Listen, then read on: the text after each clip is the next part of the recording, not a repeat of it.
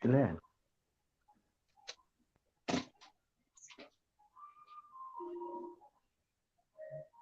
Oi, Igor.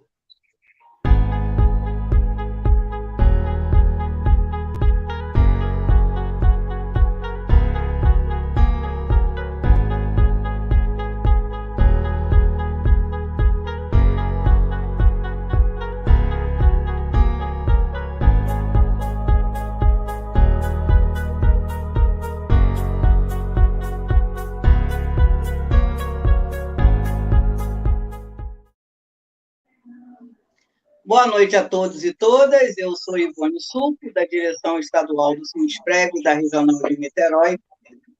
Hoje nós estamos realizando uma live sobre a PEC 32 e as consequências dessa PEC, que é a reforma administrativa para todos os trabalhadores do serviço público, federais, estaduais e municipais. A PEC está em tramitação no Congresso Nacional desde setembro de 2020.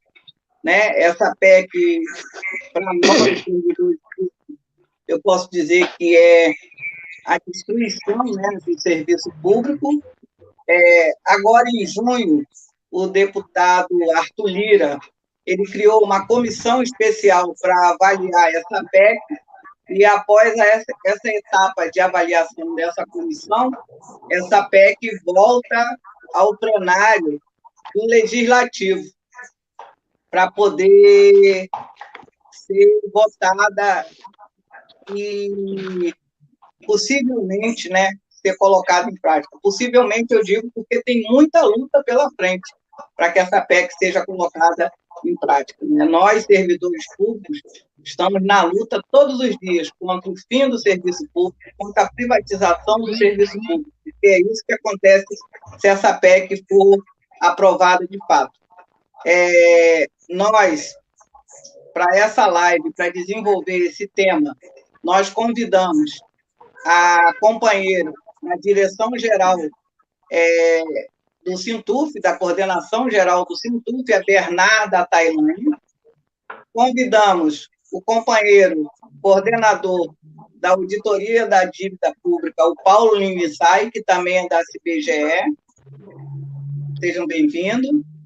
E convidamos o meu companheiro da direção estadual do Sinduspreg, Sidney Castro, companheiro do Ministério da Saúde.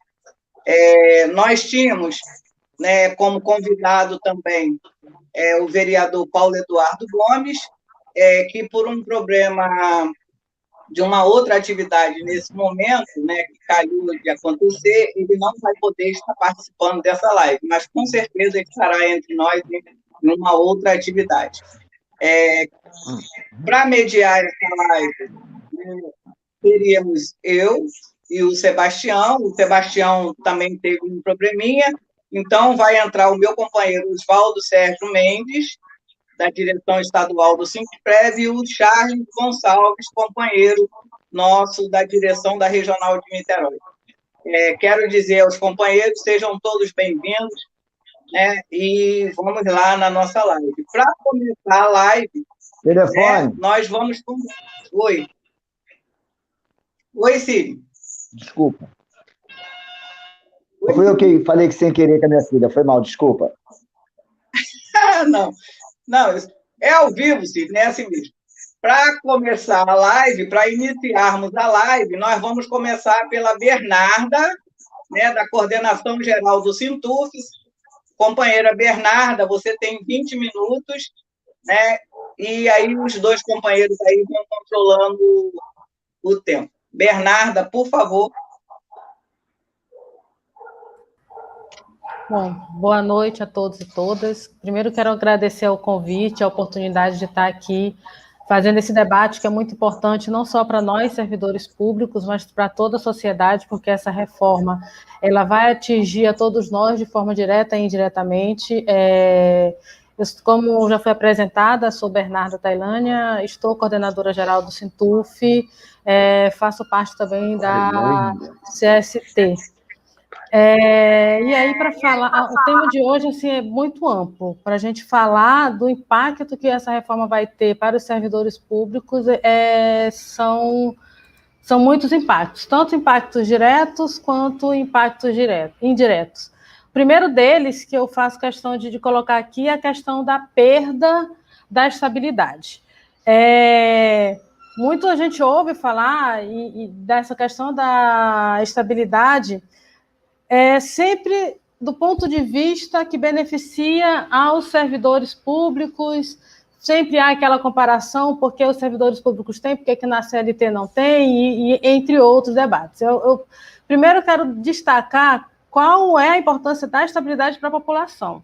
Ela garante que a população geral, que os servidores, eles vão conseguir desempenhar o seu papel, desempenhar o seu cargo, a sua atividade de forma impessoal, independente das ameaças e perseguições e assédios que esse servidor venha sofrendo, independente do governo que venha a assumir, independente da situação, essa estabilidade garanta que esse serviço público ele vai ser prestado à população. E aí ele garante a permanência dessa atividade, independente do gestor, da chefia. E aí, com a PEC 32, você começa já retirando esse direito, que é um direito que é para proteger o servidor público e para garantir a prestação do serviço à população em geral, colocando que eles podem ser demitidos, independente do que diz a 8.112, que é o nosso regimento. Lá prevê duas formas de demissão, para que fique claro também para a população, para todos, que essa estabilidade ela não é irrestrita. A gente tem previsão de demissão do servidor público, mas ele tem um trâmite, um processo para ele acontecer, que é o processo administrativo, que é aberto uma sindicância, que tem toda uma investigação para chegar a esse consenso de que se faz necessária a demissão desse servidor público, e depois nós temos a decisão judicial transitada em julgado. A PEC, ela acaba com todo esse processo. Ela permite com que esse servidor ele seja mandado ser uma causa real, e sim por muito mais por questões políticas, até mesmo por mudança de gestão, e isso aí a gente já vê, já ouve relatos em prefeituras, isso aí era muito comum para quem é mais antigo, principalmente prefeituras que muitas vezes o novo prefeito entrava e você tinha setores da prefeitura que paravam de funcionar porque ele simplesmente renovava, mandava todo mundo embora e colocava quem ele entendia. E aí e isso também, a estabilidade, você traz de volta, ou melhor, você amplia ainda mais as questões da rachadinha dos laranjas, que a gente tanto ouve falar, presente no governo federal. A PEC ela também amplia as desigualdades já existentes no serviço público. Hoje a gente já tem um processo de terceirização muito grande dentro do serviço público, mas ainda que as empresas terceirizadas venham falir, venham fechar, que o contrato venha a ser suspenso, a gente consegue manter minimamente o serviço funcionando com os servidores RJUs. Com essa reforma, você acaba com isso. Você tem a possibilidade de simplesmente o serviço ele não ser prestado por falta de servidores, porque você começa a trabalhar muito mais com a contratação de pessoal, de profissionais em regimes seletistas e profissionais temporários. E um destaque que eu trago, que um dos impactos que os servidores públicos eles vão sentir muito mais, de uma forma ainda mais, vamos dizer assim, ferrenha, muito mais, é a questão do assédio moral. O assédio moral dentro do serviço público é uma ferramenta de gestão que ela é usada de forma ampla dentro do serviço, que é combatido por muitos sindicatos e é denunciado, não é só dentro do serviço público, mas tornou-se uma ferramenta também, e com a reforma administrativa, você vai aumentar ainda mais esse controle político que é o assédio laboral, que é o assédio moral. E aí a gente tem várias formas, você transforma as avaliações em instrumento de assédio e perseguição, você começa a usar isso como forma de impedir as organizações sindicais, a unificação da categoria, a luta por melhores condições de trabalho, denunciar os esquemas de corrupção também dentro do que ocorre dentro das instituições públicas, porque o servidor ele pode ser mandado embora, vamos dizer assim, de acordo com o entendimento da chefia e não com base em uma legislação bem regulamentada, que a gente pode até ter nossas críticas, entender que ela precisa melhorar, mas ela ainda assim garante o combate de corrupção. E a gente tem os 2 casos que se tornaram bem famosos nesse ano, relacionados a esse governo Bolsonaro. Cabe salientar aqui que, desde 2019, dentro do serviço público, eu vou falar mais no âmbito federal, houve um aumento de 20% das denúncias com relação ao assédio moral do que nos anos anteriores. Se você vai pegar para 2016, por exemplo, você tem cerca de 40% de aumento dessas denúncias. A gente tem casos de assédio moral que geraram processos judiciais que foram comprovados. A gente tem casos de adoecimentos através do assédio moral, porque ela é uma ferramenta que ela maltrata muito mais o trabalhador de forma psicológica, através de uma série de exposição de situações e humilhações que constrangem o servidor, tanto no público quanto no privado. E quando eu falo privado, é na relação direta entre a chefia e o seu subordinado. Você passa a ter essa ferramenta ela sendo usada muito mais forte, muito mais efetiva dentro do serviço público. Porque com tudo isso, nós temos muitos servidores, e aí a gente vai usar o exemplo do servidor que denunciou o Salles sobre os esquemas de corrupção que ele fazia parte, esse agora da CPI da Covid, que foi um servidor que denunciou esse esquema, que se negou a fazer as compras e fez a denúncia dos esquemas de corrupção com relação da compra da vacina a cerca de $1 cada, e tem uma série de outros. O próprio servidor do IBAMA que multou o então presidente na época, deputado, e assim uma série de outras situações que a gente percebe o porquê que essa estabilidade ela é importante tanto para o servidor quanto para a própria população. Essa reforma também ela vai dividir muito a categoria dos servidores públicos federais, porque você não vai ter mais só RJ. Hoje nós já temos uma divisão entre RJUs, terceirizados e contratados. Isso vai se acirrar ainda mais. Você vai colocar os novos servidores em uma situação muito mais difícil, porque eles vão ter uma série de perdas de direitos dentro do serviço público, eles vão perder a questão do plano de carreira, vai perder a questão das férias, a própria avaliação dele, o próprio estágio probatório dele vai ser ampliado de uma forma absurda. Hoje a gente já tem a própria negociação do reajuste salarial vai ficar, você vai ter servidores que fazem a mesma função, muitas vezes têm o mesmo cargo com salários diferenciados. É válido lembrar que no Serviço Público Federal nós não temos um reajuste salarial desde 2016, que foi fruto de uma greve. Então, com essa reforma administrativa, a gente vai ter uma negociação coletiva e ação sindical muito mais dificultada em todos os âmbitos, tanto na questão de reajuste salarial, quanto na própria questão dos direitos propriamente dito, das condições de trabalho, porque você vai ter diferentes regimes dentro da mesma instituição. Deixa eu ver. Deixa eu respirar um pouquinho, pessoal. Então, também nós vamos ter muito maiores dificuldades, que esse é um dos grandes objetivos de você ter a perda da estabilidade. Porque com todas as críticas que a gente possa fazer, nós temos os servidores públicos organizados, que fazem greves, que em diversos momentos, muitas vezes, são os primeiros a irem para as ruas para denunciar, para fazer a luta, para pedir impeachment, entre outras coisas. Com essa reforma, você vai ter muito mais dificuldade com relação das greves, principalmente quando se trata da possibilidade de contratação de trabalhadores temporários. A gente também tem outros impactos, que é a possibilidade de todo o serviço público ele ser cedido através dos tais instrumentos de cooperação, em que você, se a gestão entender, pode perfeitamente ter um termo de cooperação em que, de alguma forma, toda uma instituição de ensino, uma unidade de saúde pode ser cedida para a iniciativa privada com todo o seu aporte, desde os servidores até toda a estrutura física, e a partir daí, e aí a gente tem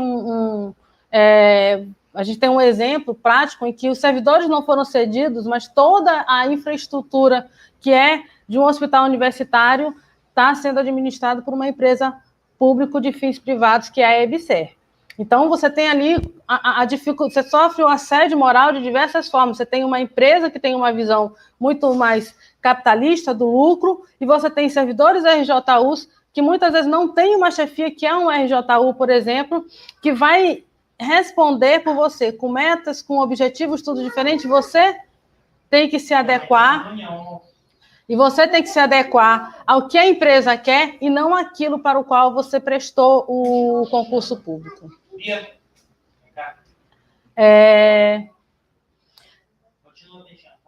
Então, tem outra questão que ou seja, a nossa vida hoje, como a gente conhece dentro do serviço público, ela vai mudar totalmente com a implementação dessa reforma. Nós que já estamos, que já somos concursados, já somos servidores públicos, na teoria, em tese, que se diga que não vamos ser afetados de forma direta com essa reforma, mas tem um item que já contradiz isso, que é a questão do nosso regime de trabalho, a questão, na verdade, da nossa carga horária. Tem um item dessa reforma que não caiu por terra, que é a questão da possibilidade de redução da carga horária com redução salarial proporcional, redução de 40 para 30 horas, ou seja, que significa uma redução de torno de 25% do nosso salário. Isso já está previsto, isso afetaria tanto os novos como os atuais servidores.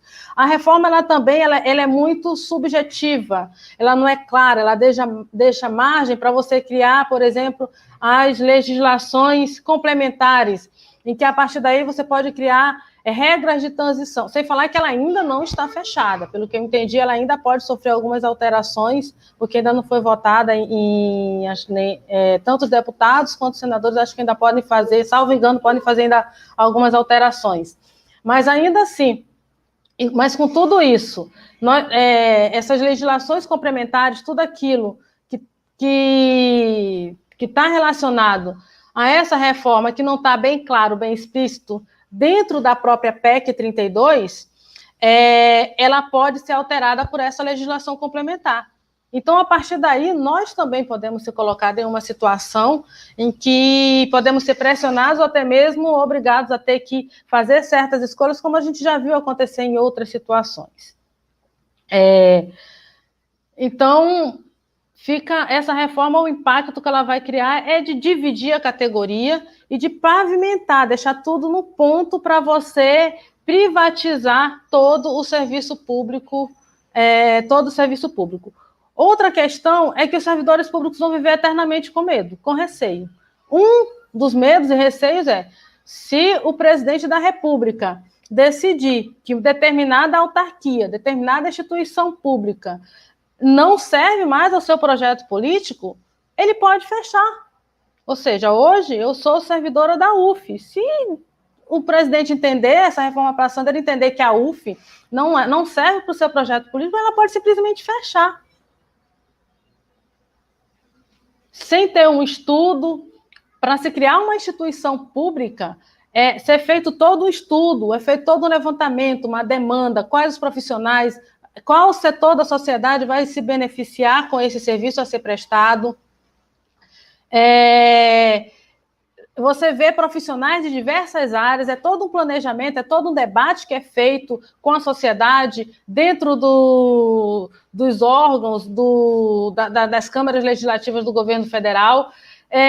Para fechar, tem que ter o mesmo processo atualmente, não é simplesmente esse órgão, essa autarquia, ela não me serve mais, eu vou fechar. É todo um estudo comprovando que é algo que a sociedade não precisa mais, que se tornou obsoleto, que não atende mais a demanda, e com essa reforma passando, você vai ter isso quase como moeda de troca. Não se ouve aquilo que a sociedade quer, aquilo que a sociedade necessita, e sim aquilo que serve aquele governo, ou seja, passa a servir a governos e não ao Estado, passa a servir a projetos políticos de A, B ou C, e não à sociedade como um todo. Você facilita ainda mais a questão, o próprio Futurice, que hoje, que não morreu, está apenas parado, não tem um ambiente político, não se encontrou um ambiente político para se tocar, mas ele não acabou. Você facilita toda a aplicação daquilo do que seria o Futurice 100% dentro do serviço público. Vale lembrar também que essa reforma administrativa ela atinge só nós, trabalhadores, que lidam diretamente com a população, com quem mais usa, com quem mais utiliza, com quem mais precisa desses serviços, que é a população em geral, que são as pessoas mais carentes.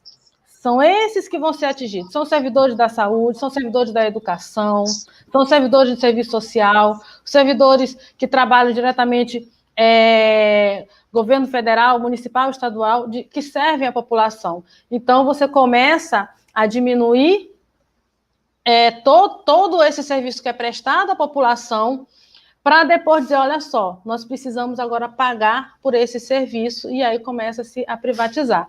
Então, nós, servidores públicos, vamos perder e vamos viver na pele todos os prejuízos que essa reforma administrativa ela traz, no sentido da nossa organização política, no sentido do nosso regime de trabalho, das perdas e benefícios que nós vamos sofrer com relação a isso, mas também a sociedade como um todo vai perder junto com a gente. Acho que meu tempo já se esgotou, é isso? Eu concluí. Na dúvida, isso. Eu concluí. Agora sou eu? O Sidney Castro. Ok, Oswaldo. Boa noite, Oswaldo, Charles. Boa noite a todos que estão aqui participando. Obrigado pelo convite para falar em nome do Sindesprev. Marivone, a companheira que acabou de fazer a sua explanação aqui agora. A gente precisa entender, né, que reforma administrativa é essa que está sendo apresentada não só para os servidores, mas as pessoas que necessitam do serviço público, né? Essa é uma reforma que foi apresentada em setembro de 2020 como uma justificativa de combater os privilégios no Brasil, né? É uma discussão que não foi feita nenhuma discussão com a sociedade, né? Não foi nem tampouco com a sociedade, nem tampouco com os trabalhadores do serviço público, né? Sem discussão nenhuma. Então, por isso, a gente precisa fazer um debate aqui, de fato, o que é essa reforma e onde afeta, de fato, essa reforma, né? Eu fiz alguns tópicos, eu me preparei, fiz alguns tópicos, e se vocês observar, eu vou dar uma lida nos tópicos que eu fiz aqui, mais ou menos, da nossa preocupação para que se faça o debate, que a gente comece a abrir essa discussão, né? O que é essa reforma administrativa? Proposta de emenda constitucional que dispõe sobre as regras para os servidores que ingressam no serviço público após a promulgação da PEC, que já é uma mentira. Aqui embaixo ele vai dizer, eu fiz um tópico que vai dizer de que não afeta só quem entra no serviço público, mas inclusive que ainda está no serviço público, né? Ela afeta diretamente, né? Porque extingue o regime jurídico único, divide os servidores públicos em 4 classes, de acordo com diferentes tipos de vínculos, que cria possibilidade para a perda do cargo público.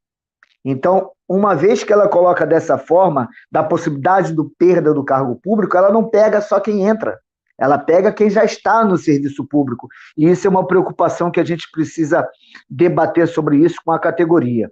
Retira da competência do Poder Legislativo a criação e a extinção de ministérios e órgãos da administração pública. O que quer dizer? Ele extingue, ele vai extinguir vários órgãos, vários ministérios. Então, alguns servidores que estão alocados vão ficar, inclusive, sem cargos, né? Colocando esses servidores sem cargos, isso traz uma preocupação muito grande, né? Que aí coloca mais lá na frente o fim do concurso público, né?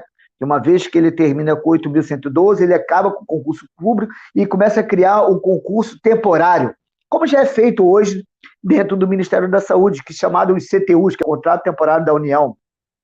E a covardia é muito maior nesse sentido, porque dentro do Ministério da Saúde eles fazem um contrato de 6 meses, sendo renovado para mais 6. Então, quer dizer, eles acabam de fato, como já estão fazendo isso, já. Eu ouvi alguém escrevendo aqui agora de que, de fato, eles já estão fazendo isso, né? Eles acabando com o concurso público. Autoriza o Poder Executivo para dispor por decreto, olha o que ele diz aqui na reforma administrativa, autoriza o Poder Executivo para dispor por decreto sobre extinção e transformação de função em cargos públicos. Né? Então, quer dizer, só isso aqui ele já diz que é o fim do serviço público. Ele vai ter autonomia, esse governo vai ter autonomia de acabar com o serviço público, extinguir alguns cargos. E aí, como é que fica a vida dos trabalhadores? Né? E a gente precisa estar debatendo sobre isso, porque isso é uma covardia, uma armadilha, e nós precisamos nos organizar quanto categoria para mobilizar os trabalhadores, para que entender de que mesmo quem está dentro, ele vai ser afetado. E nessa reforma também, eles falam sobre a questão que eles colocam a reforma administrativa para a sociedade, na imprensa, de que a reforma administrativa é necessária para o fim dos privilégios. Quais são os privilégios? A gente pode citar aqui, diretamente, quem são os privilegiados no serviço público, né? A gente pode dizer aqui, eu citei alguns aqui, como Ministério Público da União, tribunais regionais e superiores, na Câmara dos Deputados, no Senado, no Tribunal de Contas da União, no Ministério das Relações Exteriores. Esses são os privilegiados, não somos nós que somos servidores do Ministério da Saúde, como a colega que acabou de falar aqui agora, da universidade, é o colega que estão lá na ponta. Esses não são privilegiados. E esses não vão ser afetados pela reforma. Essa é a covardia maior, né, que a gente precisa estar atento quanto a isso. Caso o texto seja aprovado, como está, ficam de fora, inclusive, para vocês terem noção, com essa reforma sendo aprovada, fica de fora dessa reforma promotores, juízes e parlamentares. Essa é a reforma que eles querem, que é o fim do privilégio? Ou é só o fim do privilégio do médico, do enfermeiro, do técnico, do agente de saúde pública, do guarda de endemias, que estão aqui na ponta? Esses são os privilegiados? Que não se discute uma carreira específica para esses trabalhadores? Esses são os privilegiados? Essa é a reforma que esse governo quer, né? Que diz, mais uma vez, enganando a população, colocando de que vai acabar com os privilégios, e a gente sabe que não é dessa forma. Eu coloquei alguns tópicos, eu estou lendo aqui, eu fiz alguns tópicos, então é só para a gente abrir esse debate, porque é importante que a categoria fique sabendo e que o povo fique sabendo onde é que nós vamos chegar, né? O que essa reforma quer? Eu coloquei mais ou menos, né? Fazer uma reforma administrativa no Brasil realmente é necessário, contando que sirva como um instrumento de melhoria de gestão e dos serviços oferecidos à população. Essa é a reforma necessária para o país. Que a população chegue no serviço público, seja atendido, que seja dada toda a informação, que nós tenhamos condições de trabalho, que nós tenhamos condições de atendimento à população. Essa é a reforma necessária. Concurso público imediato em todas as esferas. Há quanto tempo não tem concurso? Concurso público, não estou falando contrato temporário, que são coisas totalmente diferenciadas, né? Então, a gente precisa começar a abrir esse debate de que nós queremos para nós. Então, a gente tem que abrir esse debate, porque se for uma reforma desta forma que eu estou colocando, né, que sirva de fato de instrumento de melhoria de gestão e de serviço oferecido à população, essa é a reforma necessária. Né? Agora, uma reforma que diz que é para cortar privilégio de quem? Eu citei aqui. A colega colocou bem explícito aqui, o fim da estabilidade. Isso traz um prejuízo muito grande para a população, que eu escrevi aqui, né? Então, a gente precisa ter muito atento contra essa questão dessa reforma que eles estão colocando. E a gente precisa ver também como fica a questão dos cargos, né? A reforma visa criar 2 tipos de cargos, por tempo indeterminado e o cargo típico de Estado, né? O cargo por prazo indeterminado, funções sem direito à estabilidade. Essa é a reforma administrativa. Eles vão criar a reforma, punindo, prejudicando tanto o trabalhador quanto a população, né? Porque essas funções, né, que coloca no serviço público sem estabilidade, isso traz problema, que é a questão do QI, quem indica, né? Aí fica aquele balcão de negócios, né, junto a esses parlamentares, que a gente sabe como é que está hoje dentro, eu falo pela área que nós estamos, Ministério da Saúde, né? Foi colocado na CPI, quem determina a saúde federal do Rio de Janeiro? Tem nome, CPF, endereço. Flávio Bolsonaro, que é a família Bolsonaro. Eles que determinam qual cargo, onde fica, onde deixa de ficar. Então, virou uma coisa muito, muito, muito escandalosa que os trabalhadores eles precisam reagir de fato. Seu ingresso se dá por meio de concurso público, né? E ele diz que o concurso público sem estabilidade, né? E a gente precisa estar atento a esses debates, porque a gente pode observar que essa reforma ela só tem um lado. Ela só tem um lado, a reforma administrativa ela só tem um lado, né? A carreira típica de Estado, funções essenciais e estratégicas, segurança pública, auditor, Ministério Público, Advocacia Geral da União, magistratura e diplomacia. Esses não vão ser afetados pela reforma administrativa. De hipótese alguma, o governo não tem nenhuma discussão de afetar diretamente esses trabalhadores, né, desse setor, que são, para mim, na minha opinião, esses são, de fato, os privilegiados nessa reforma da Previdência, né, que não vão ser afetados em nenhum momento. E aí, colocar em questão da importância da estabilidade.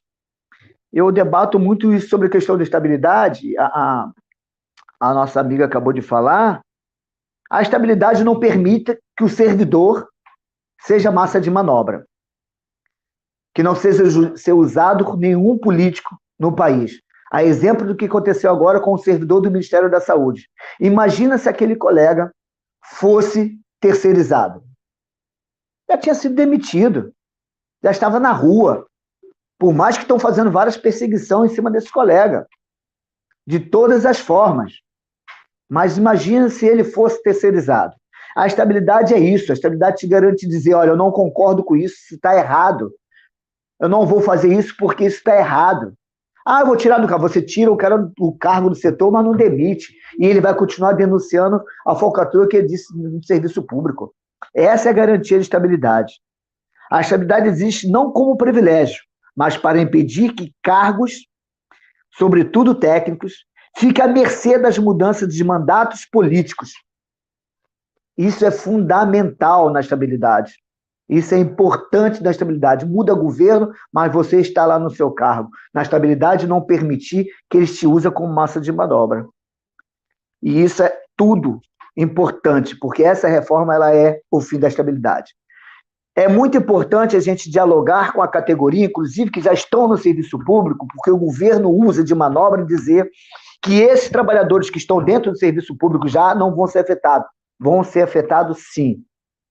E eu vou dizer aqui que é a questão dos benefícios, né? Serviço público é muito desigual, heterogêneo. Há diferenças entre os poderes executivo e legislativo, judiciário, entre entes federados, como União, Estados e municípios. A PEC 32 cria algumas regras gerais para enquadrar algumas minorias que mantêm alguns tipos de benefícios que já foram eliminados para a maioria do serviço público. Por exemplo, não há férias superior a 30 dias por ano no Executivo e no Legislativo, mas a realidade no Poder Judiciário e no Ministério Público não é o mesmo. O mesmo vale para adicional o tempo de serviço e criação de parcelas indenizatórias e auxílios retroativos. Essa questão das férias de 30 dias, a gente vê todos os dias. O juiz tira férias 30, 60 dias. Esses são os privilegiados. Nós somos privilegiados, que até para tirar férias nós temos dificuldade. A PEC prevê que nenhum servidor poderá ter férias superior a 30 dias. Mas quem são os servidores? Não são os privilegiados. Adicional para o tempo de serviço. Nessa reforma administrativa está colocado isso. O adicional do tempo de serviço. Aumentos retroativos. Licença-prêmio ou qualquer licença decorrente de tempo de serviço, ressalvada a licença capacitação. A capacitação. Redução de jornada sem redução de remuneração, com exceção de motivo de saúde. Não é uma regra geral do serviço público. Em geral, são resultado de acordos coletivos. E isso o governo também está querendo colocar na reforma administrativa. A aposentadoria compulsória, como punição, é uma regra válida apenas para o Poder Judiciário e do Ministério Público. Adicional à indenização de substituição não efetiva. Progressão ou promoção baseada exclusivamente no tempo de serviço. Parcela indenizatória sem previsão legal. Incorporação ao salário de valor de referência de exercício de cargos e funções. Então, tudo isso está nessa reforma administrativa onde o governo está querendo acabar com tudo isso. Mas deixando de lado os privilegiados. Os privilegiados não entram nessa avaliação. E eu vou colocar aqui, para finalizar, e a gente abrir o debate, um dos pontos que mais vem gerando discussão na proposta da reforma administrativa é a chamada ampliação do cargo ampliação do Código 84 da Constituição Federal, que trata das atribuições do presidente. Essa reforma administrativa, nesse artigo, ela dá todos os poderes ao presidente de extinguir os cargos, distinguir ministérios, e aí coloca a questão da disponibilidade. Uma vez com o cargo extinto, uma vez com os ministérios extintos, o governo coloca os servidores em disponibilidade. Então, ela afeta a todos os trabalhadores da ativa e, principalmente, o que vai entrar. Isso é uma covardia que vem acontecendo e vai acontecer se nós, trabalhadores e servidores, não tivermos a consciência de entender a importância da nossa mobilização, da nossa organização. Eu sempre falo para os colegas que dizem o seguinte: se o boi soubesse a força que tem, ele não ia para a mesa. Se nós, trabalhadores e servidores, soubermos a força que tem de nos mobilizar, nos organizar, não permitir que essa covardia venha acontecer com a gente vai conseguir impedir essa reforma. Só com mobilização, com unidade, com mobilização, nós vamos conseguir derrotar esse governo. Então, a gente precisa que as pessoas fiquem atentas, leiam o que é essa reforma administrativa. As pessoas precisam entender que ninguém aqui é privilegiado. Nós sabemos onde estão os privilégios e essa reforma não afeta os privilégios. Então, nós do Sisprev vamos tentar organizar, mobilizar, fazer de tudo para que a gente possa, junto com as outras entidades que de fato estejam interessadas na luta, na unidade e contra essa reforma que é uma covardia. Concluído. Muito obrigado a todos.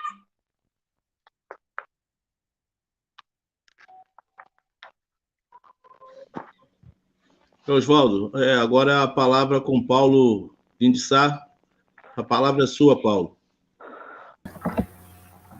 Boa noite, eu queria agradecer aí o convite do Sindprev Rio de Janeiro. Meu nome é Paulo Lintz, eu sou o diretor da Executiva Nacional da CBGE e coordenador do Núcleo da Auditoria Cidadã do Rio de Janeiro.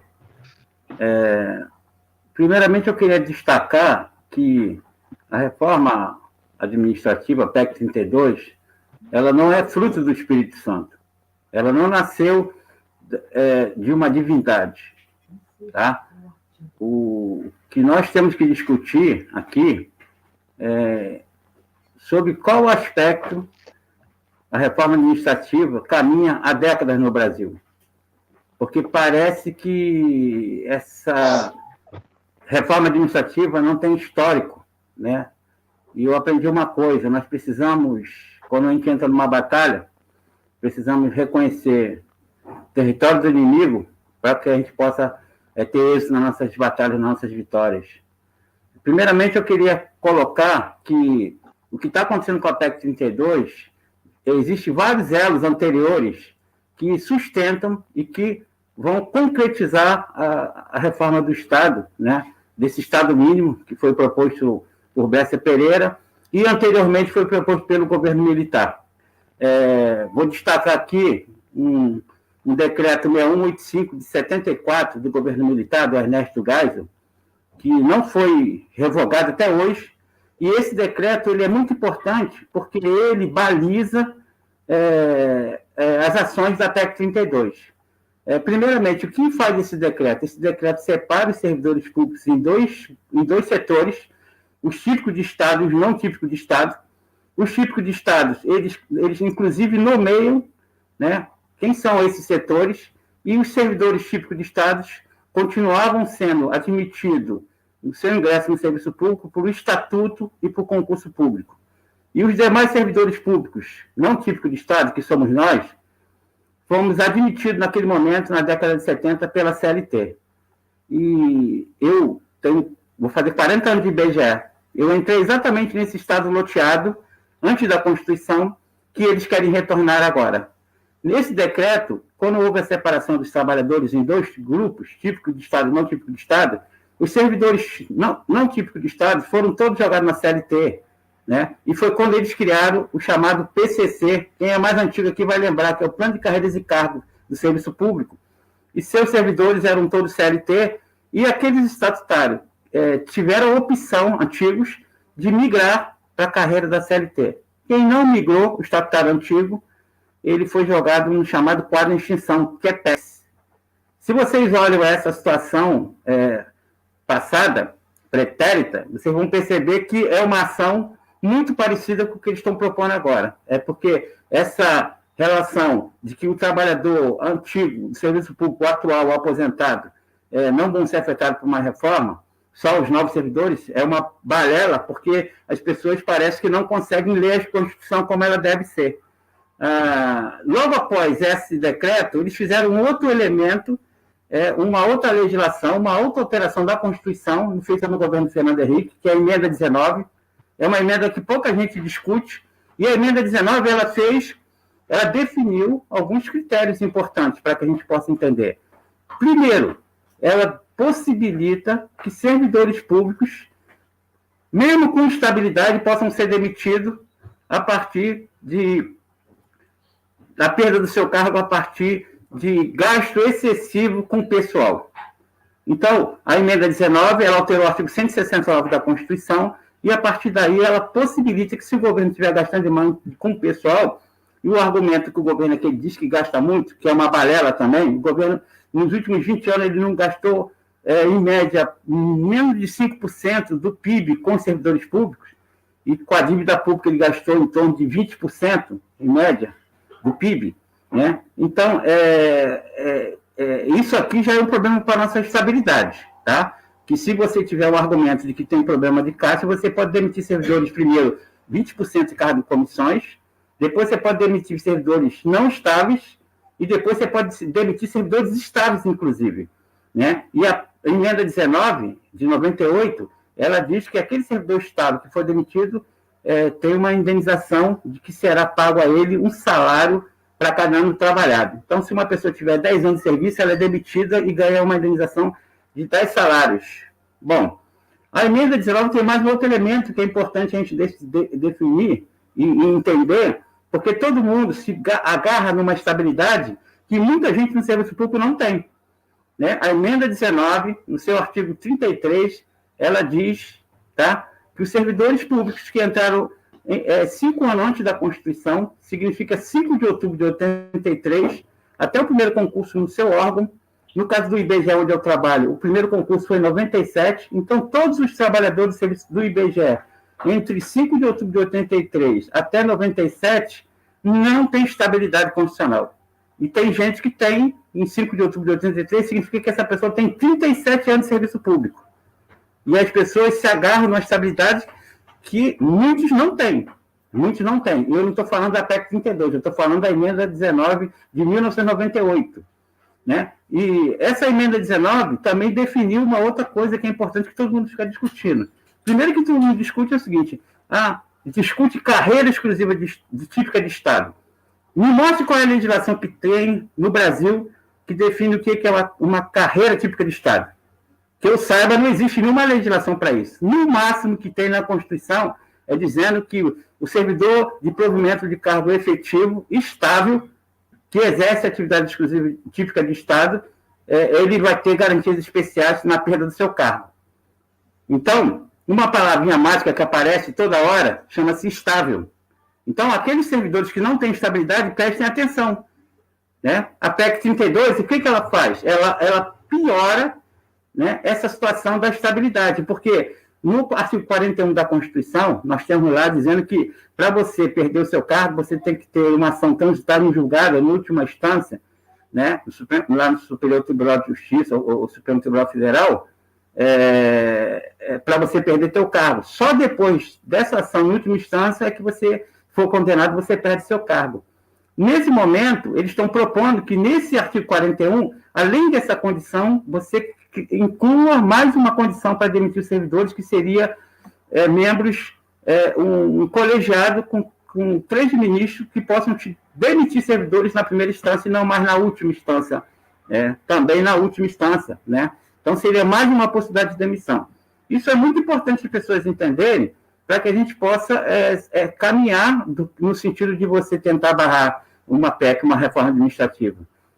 Bom, outra coisa, não sei se todo mundo leu, mas no relatório da Comissão de Constituição e Justiça, da PEC 32, o relator, ele aprovou, e foi aprovado, ele colocou, e foi aprovado, 3 emendas supressivas.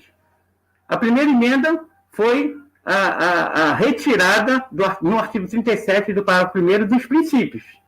Então, aqueles 8 princípios que eles estavam propondo, de subsidiariedade, de inovação, de coordenação e etc., eles foram suprimidos por uma emenda supressora. Tá? Então, quando você olhar o relatório, vocês vão ver que eles suprimiram isso.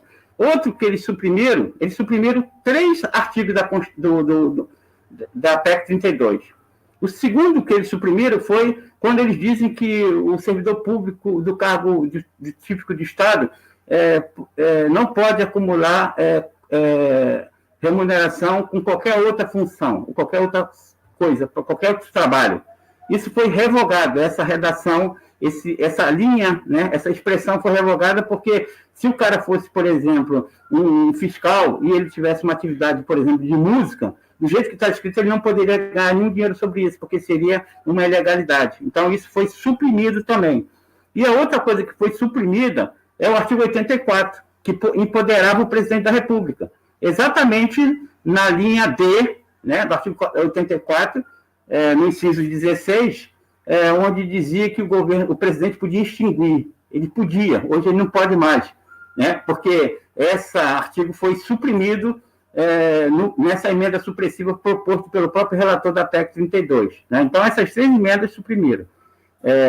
Bom, vamos para analisar agora a PEC 32 no sentido de quais são os prejuízos efetivos que tem. Primeiro, quando você inclui no artigo 37 da Constituição os vínculos, né, você possibilita que os 5 vínculos que estão sendo propostos pelo artigo 37A e também pelo artigo 39A,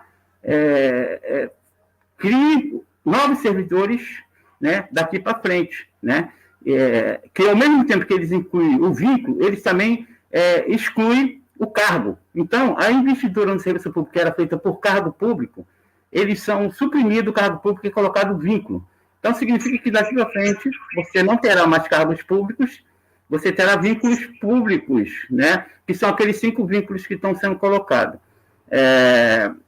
Bom, isso é muito, muito importante a gente entender. Outra coisa que é importante a gente entender, no artigo 37A, é onde eles criaram esses 5 vínculos aí que está sendo falado aqui, né? Da experiência, do tempo determinado, do tempo indeterminado, do cargo típico de Estado e do liderança e assessoramento, né? Esses são os novos vínculos do serviço público.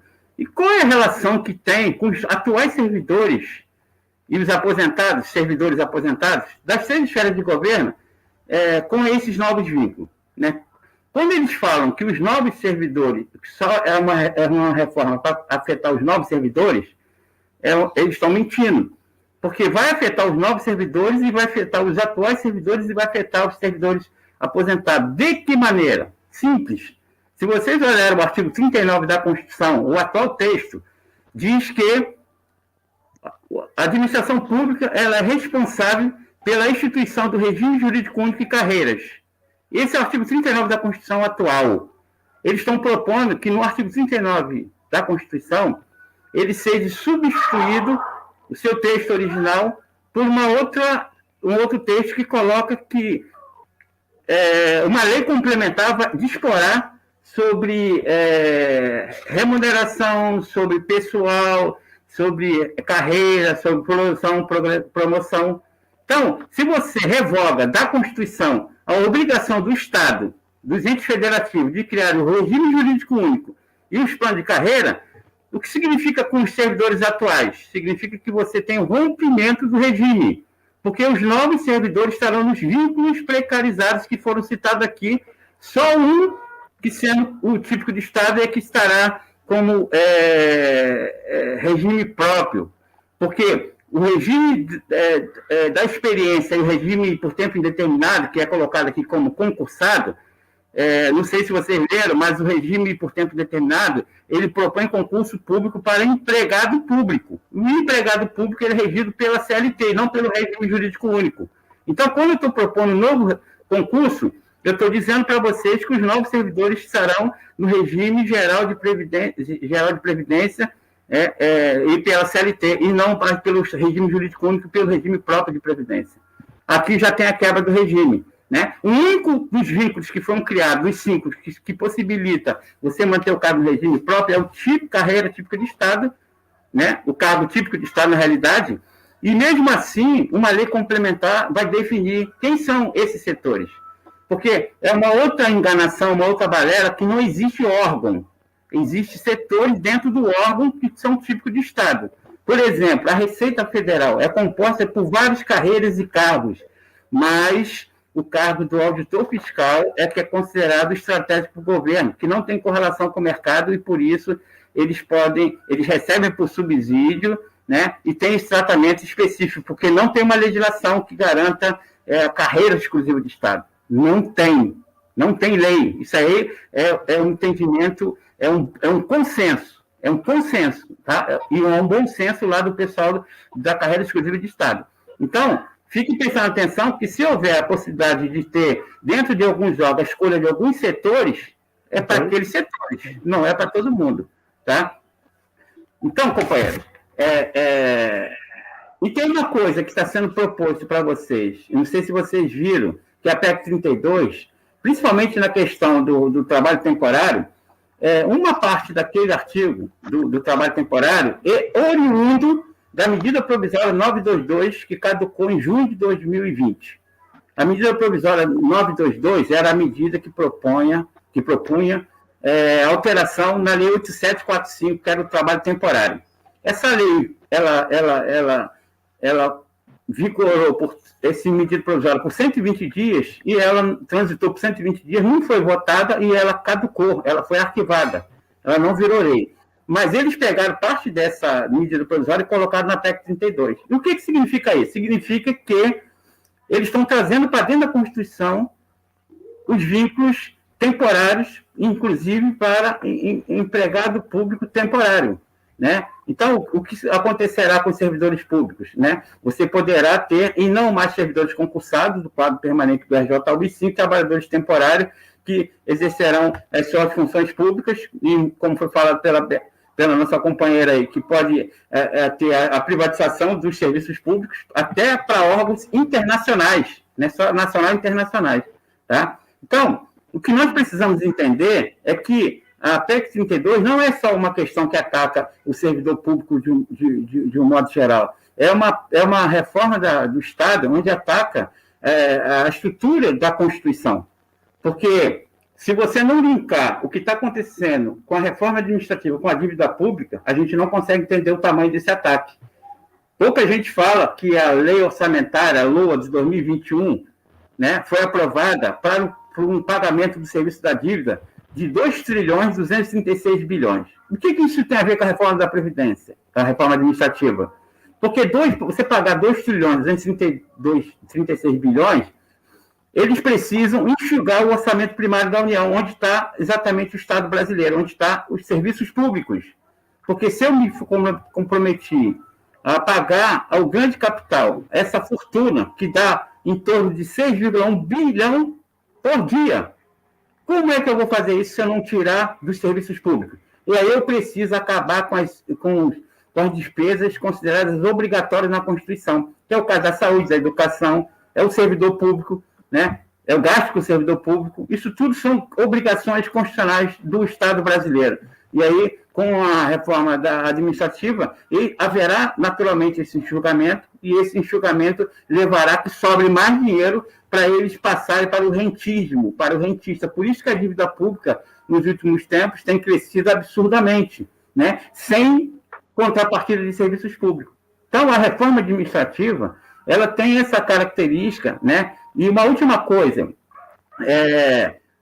eles estão, a partir do trabalho, do teletrabalho, da inovação tecnológica, eles estão avançando na mesma engenharia que eles aplicaram nos anos 80, nos anos 90, quando eles acabaram com o nível auxiliar no serviço público e aquelas funções todas foram terceirizadas. Motorista, copeira, porteiro, artífice, etc. Né?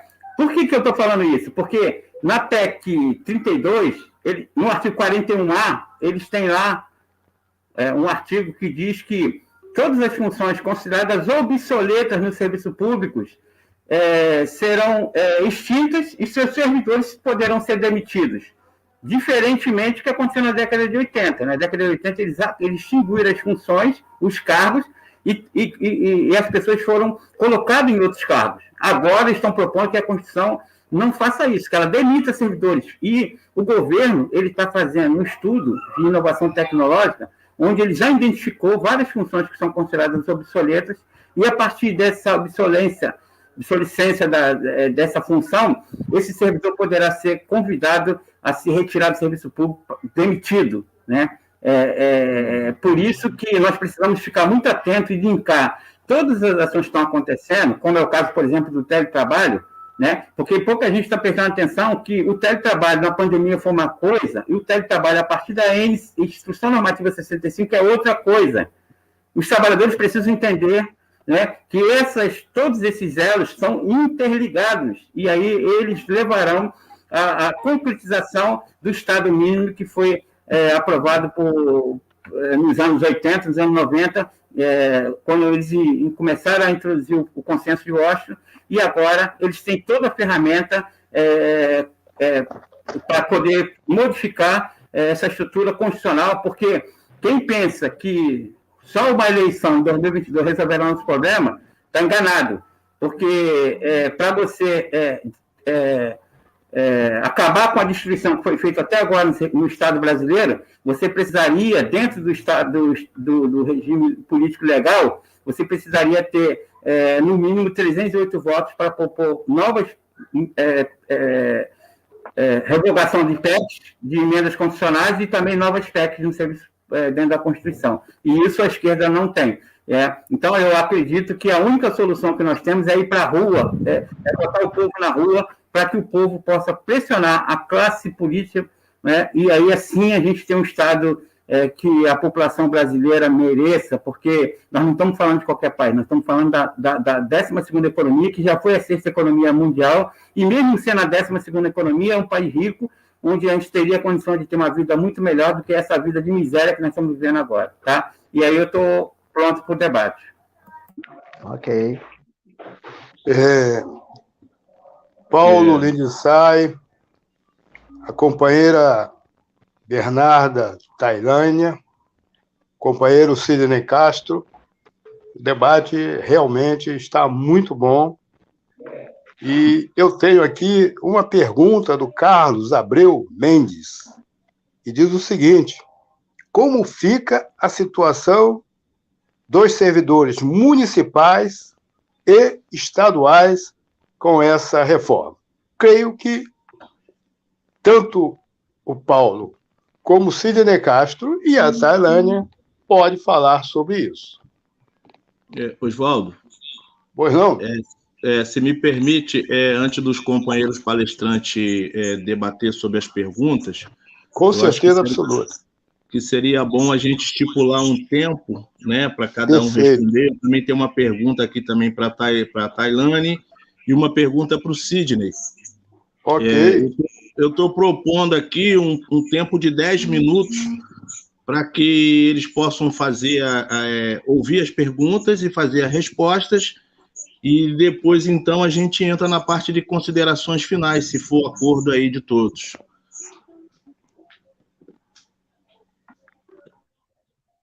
Perfeito. Esta é saber se o nosso... Sem problema. Aí. Então, vamos lá.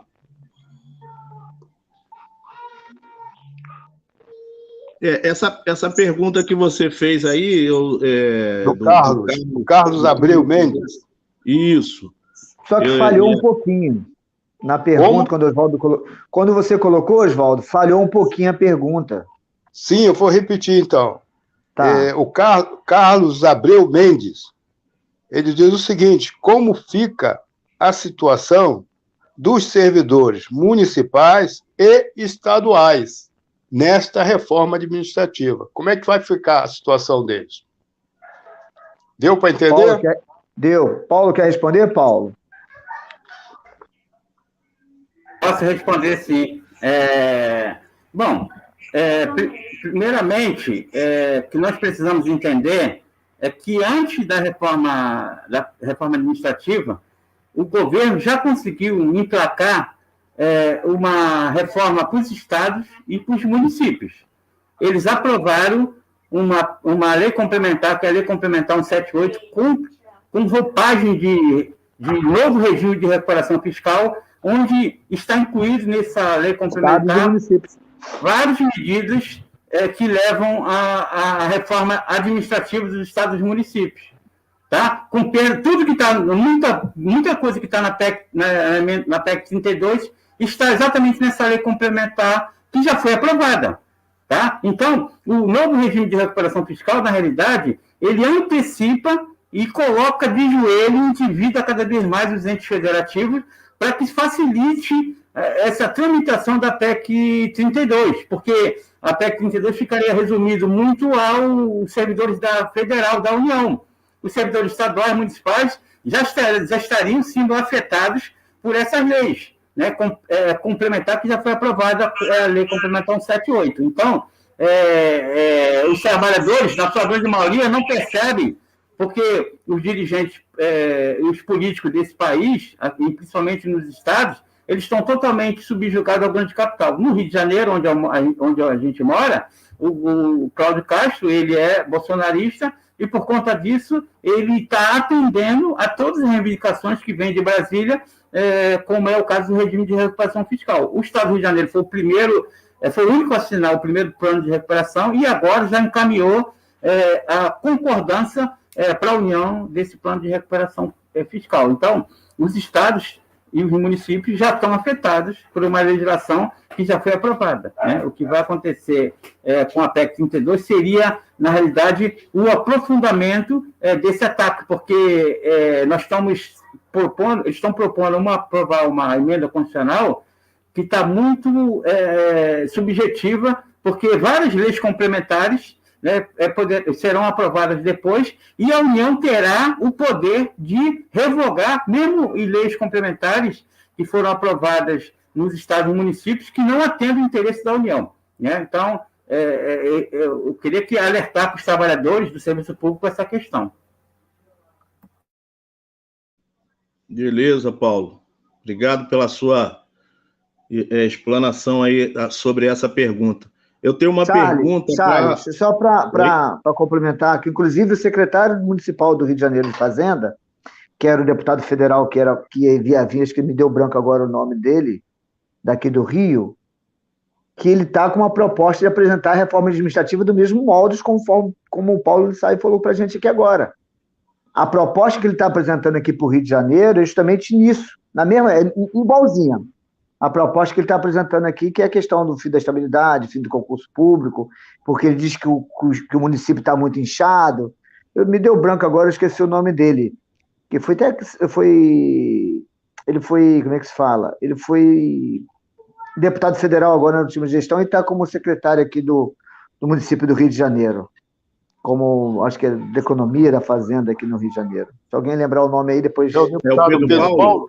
Pedro Paulo, positivo, Pedro Paulo. Inclusive, ele está com uma proposta igualzinha da reforma administrativa aqui. Agora, as pessoas precisam entender, Estado e município, que a reforma administrativa que está sendo apresentada aqui nessa PEC 32, ela vai afetar o município e o Estado, sim. Que eles fazem uma escadinha para chegar nos municípios.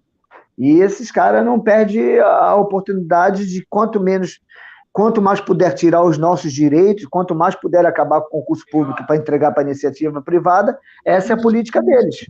Né? Na reforma está bem explícito isso. A reforma ela diz bem explícito que vai acontecer isso. Né? Ele diz aqui, ó, que diz que subsidiariedade, colocando o Estado como mero agente complementar da iniciativa privada. Ou seja, o poder público só poderá agir quando a área em questão não for de interesse do mercado. Está na reforma administrativa. Então, quer dizer, essa é uma política que o governo quer nessa reforma administrativa, não sei se os companheiros têm acordo, que é uma reforma administrativa para entregar mesmo um serviço público, para entregar o servidor público, a Deus dará, e afetar todo mundo. Essa é a proposta da reforma administrativa. A gente precisa, de fato, fazer mais debate. Eu acho que o Sindesprev está de parabéns, nós estamos de parabéns, e dar início esse debate nas assembleias, no local de trabalho, dizer, olha, não pense que essa reforma não vai te afetar. Essa reforma vai te afetar, sim. Você mesmo no regime jurídico único hoje, né, em falsa estabilidade, como foi colocado aqui, vai afetar todo mundo.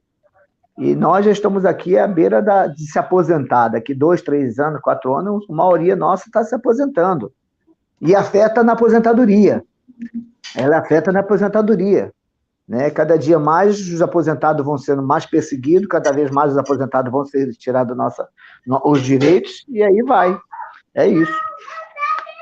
Sidney, eu vou agradecer a sua contribuição, mas eu também tenho uma pergunta que veio do chat para você. Mas antes de passar a palavra para você, eu quero passar a palavra para a companheira Bernarda, que tem uma pergunta para ela do Pedro Lima. Companheira Bernarda, o Pedro Lima está te perguntando sobre a presença dominante das OS. Já não jogaram no ralo a estabilidade e os demais direitos? Você pode responder, o companheiro? Bom, a gente tem um exemplo prático do que seria uma parte dessa reforma administrativa com a criação das OS e da EBSER, das OS no âmbito estadual, municipal. Muitos estados, muitos municípios aderiram, colocaram toda a sua saúde nas mãos das organizações sociais de saúde, e você acabou com a questão do concurso público com estabilidade, é muito mais contratação, pouca CLT. A gente, aqui pela Prefeitura do Rio de Janeiro, a gente viu o caos que foi a aplicação. Chegou o período de final de ano, nós tínhamos servidores contratados por SOS que não recebiam o seu salário, tinham que trabalhar sem salário, sem 13º. Eu acho que, aliás, salvo engano, alguém da saúde pode até falar melhor do que eu, tem servidores que até hoje não receberam. Só um segundinho.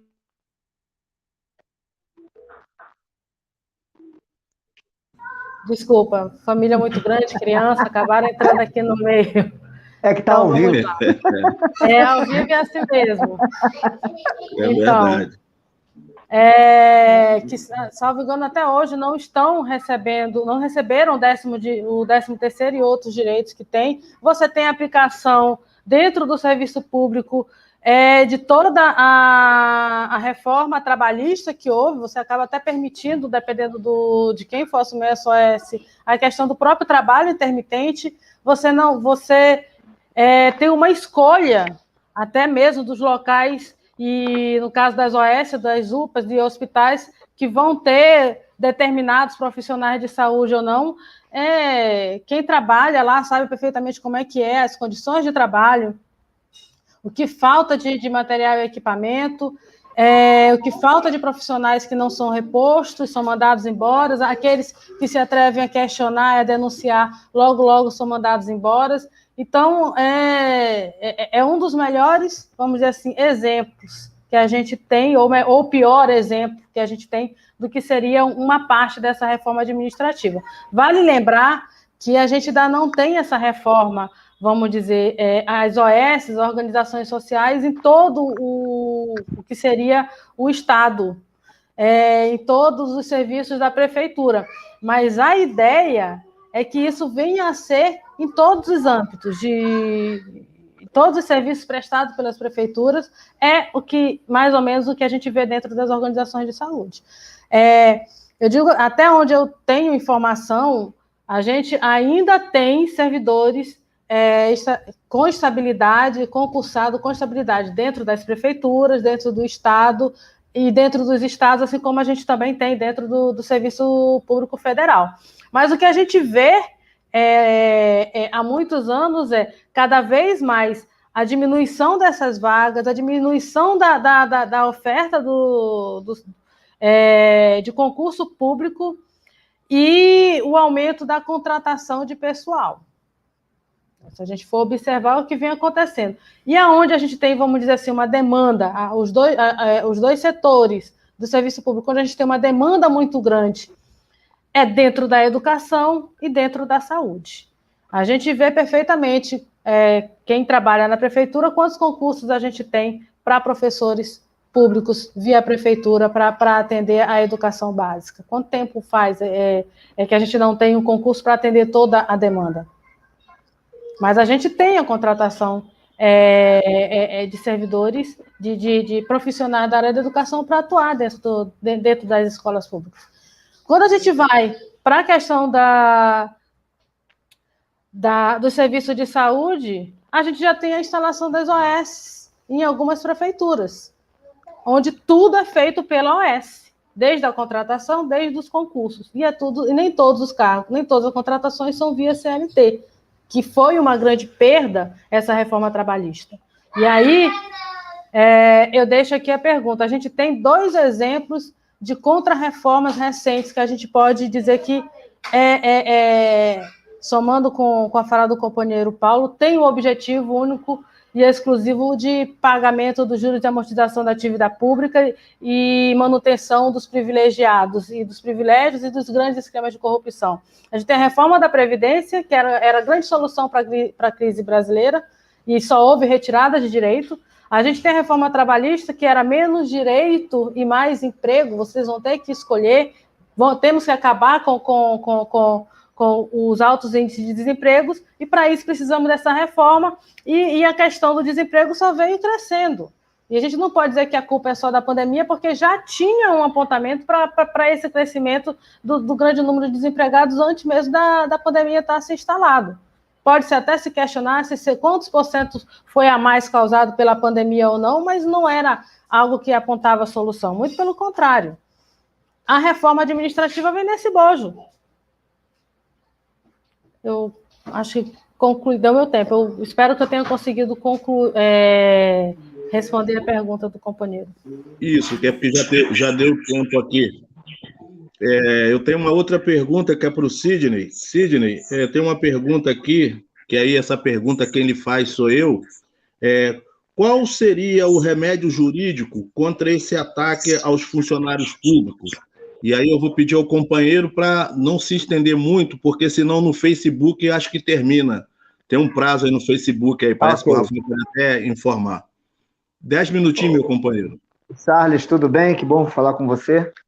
Não, assim, na verdade, e no meu entendimento, por experiência própria, né, de que eu vim de uma demissão em 90 pelo governo Collor de Mello, e a gente achava que não ia retornar, foi através da mobilização da categoria. Eu acho que fundamental agora é os debates nos locais de trabalho para organizar os trabalhadores contra essa reforma.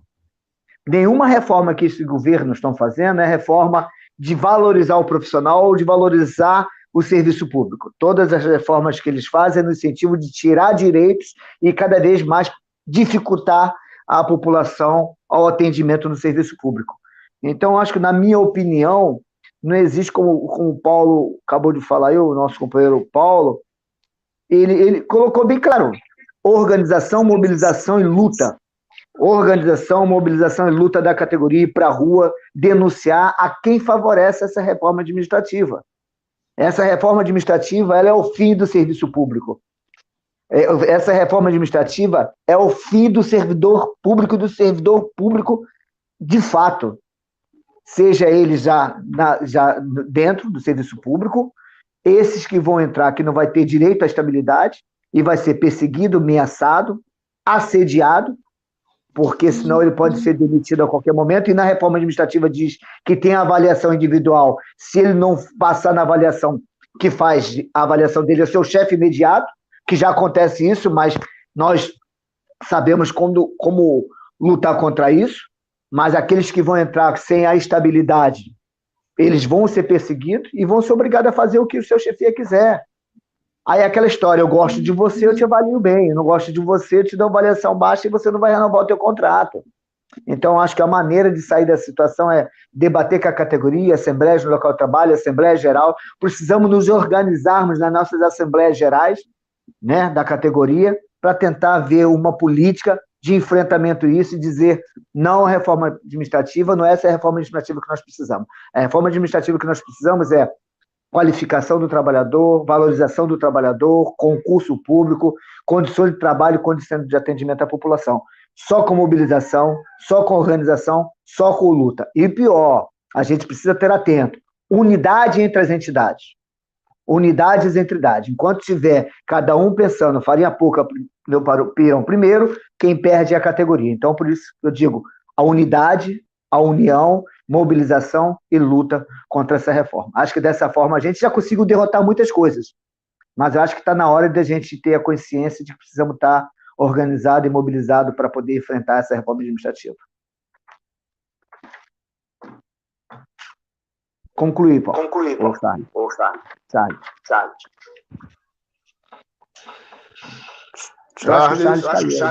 Charles voou. Mas é isso. Eu gostaria também de fazer uma pequena pergunta para o Paulo, no ensaio, para ele dizer o seguinte.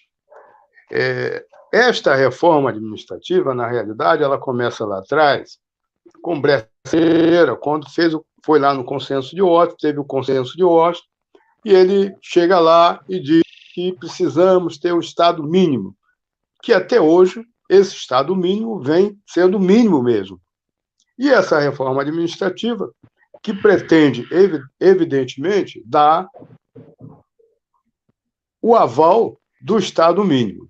E eu gostaria que ele falasse um pouco mais sobre esse consenso de Washington, para que nós podemos entender melhor como isso aconteceu e as consequências que isso vem tendo até hoje.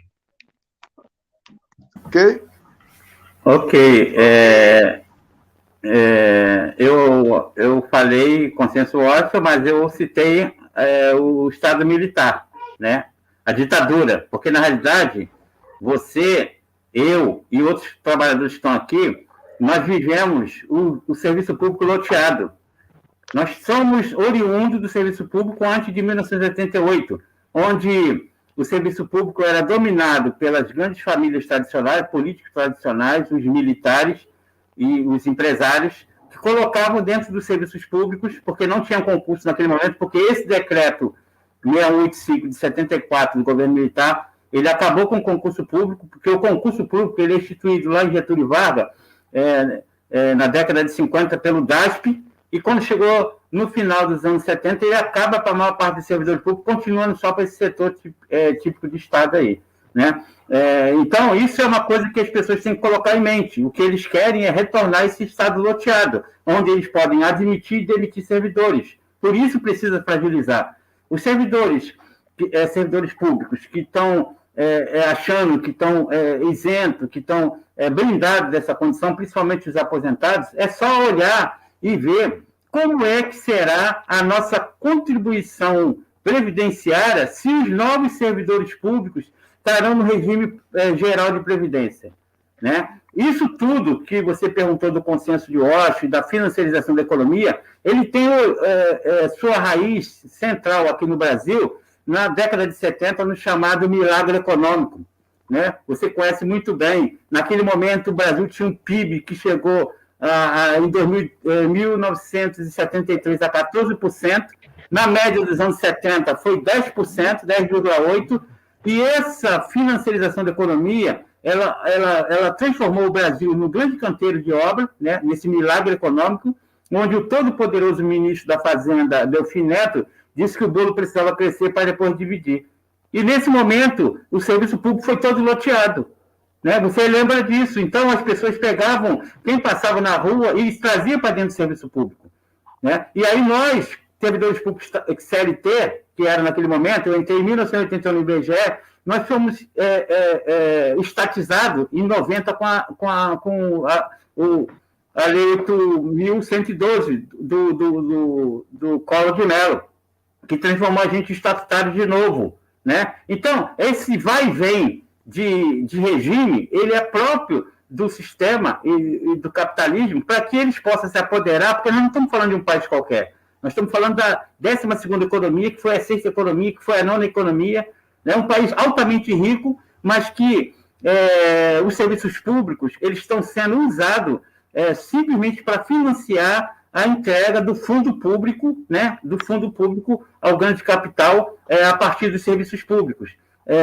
Então, o consenso de Osho ele veio exatamente nessa linha. Ele veio na linha de destruir a obrigação da economia dos estados em cumprir a sua obrigação constitucional com os serviços públicos, porque, na realidade, no Brasil, nós nunca tivemos estado de bem-estar social, nós tivemos só o pseudo-estado de bem-estar social no governo do PT, né? Mas nunca tivemos um grande estado de bem-estar social. Quem viveu o estado de bem-estar social, verdadeiramente, foi os europeus, mas fruto da exploração da América Latina, da América do Sul, da África, da Ásia, né? Então, nós pagamos a conta desse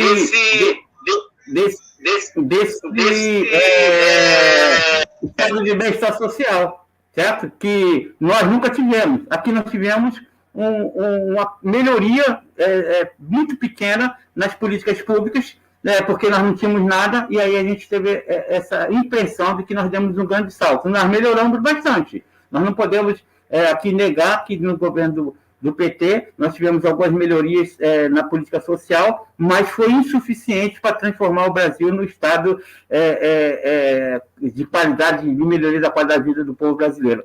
E a outra coisa, colocar para a companheira Bernarda, mais um exemplo para ela colocar na conta dela, porque o IBGE hoje, nós somos em torno de quase 10 mil trabalhadores, pouco mais de 4.300 são do regime jurídico único. Os quase 6 mil trabalhadores do IBGE hoje são trabalhadores temporários, com salário aditado mensalmente, um salário muito baixo, sem direitos trabalhistas, sem carteira assinada, que podem ser demitidos a qualquer momento. Então, esse estado que nós estamos caminhando, né? E a última coisa, o Oswaldo é um aposentado.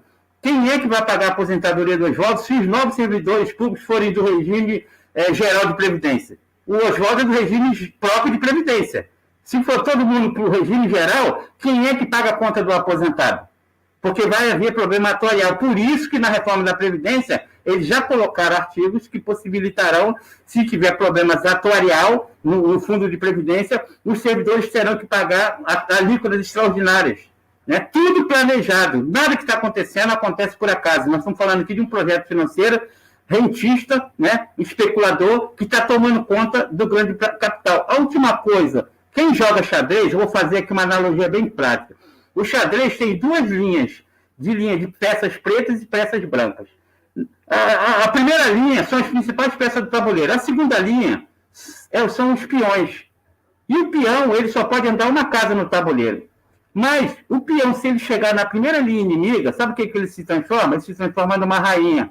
O Bolsonaro é exatamente esse peão, escoltado pelo judiciário, pelo legislativo, pelos militares, né? Pela sociedade de um modo geral, pelos capitalistas, pelos banqueiros, pelas grandes corporações, para que ele possa transformar na realidade, efetivar todo esse desmonte do Estado brasileiro e, quando não for mais necessário, tira-se ele e bota-se outro. Nós estamos falando só disso, para que as pessoas tenham consciência do que nós estamos lutando contra o grande capital. Ou nós entendemos que nós estamos numa luta de classe, trabalhador contra o capital, ou a gente vai ter derrotas assim, grandiosas, né, mas cada um no seu quadrado. Não sei se expliquei aí, Oswaldo. Muito obrigado, explicou muito bem, explicadinho. Muito obrigado, Paulo. Eu quero também agradecer, aproveitar que o nosso tempo já está estourando, passar para o Charlie, agradecer a Bernarda, Tailânia, muito bem, pela sua explicação, pela sua dedicação nessa palestra. Obrigado, Sidney, por essa palestra, muito bom. E o Paulo Lindsay também, e o companheiro Charles e a companheira Maria Ivone. Obrigado. Vai lá, Charles. Eu queria também agradecer a presença de todos, da Bernarda, do Paulo, companheiro Sidney, Oswaldo aí, que ajudou a mediar, a Maria Ivone, que teve aí a proposta aí do Sindesprev, né, da Regional de Niterói, da gente fazer essa live, e deixar aqui o convite para que a gente possa aprofundar um pouco mais esse debate, porque o que vem aí é muito sério, mediante a falação dos companheiros aí, é muito sério, e a gente precisa mostrar para a categoria, seja ela federal, estadual ou municipal, que o que vai acontecer é o fim do serviço público, o fim e o desmonte do serviço público de qualidade, que ao longo desses anos a gente vem implementando aí com muito sacrifício para a população. Queria agradecer a todos, desejar uma boa noite e uma boa semana aí para todos aí. Muito obrigado, tá? Pela live e pela presença.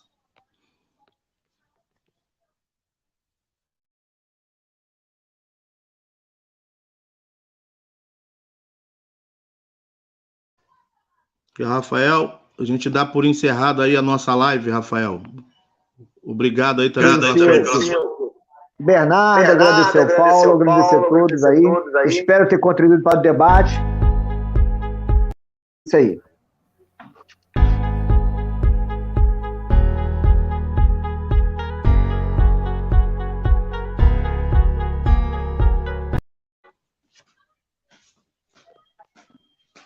Pessoal, muito obrigado.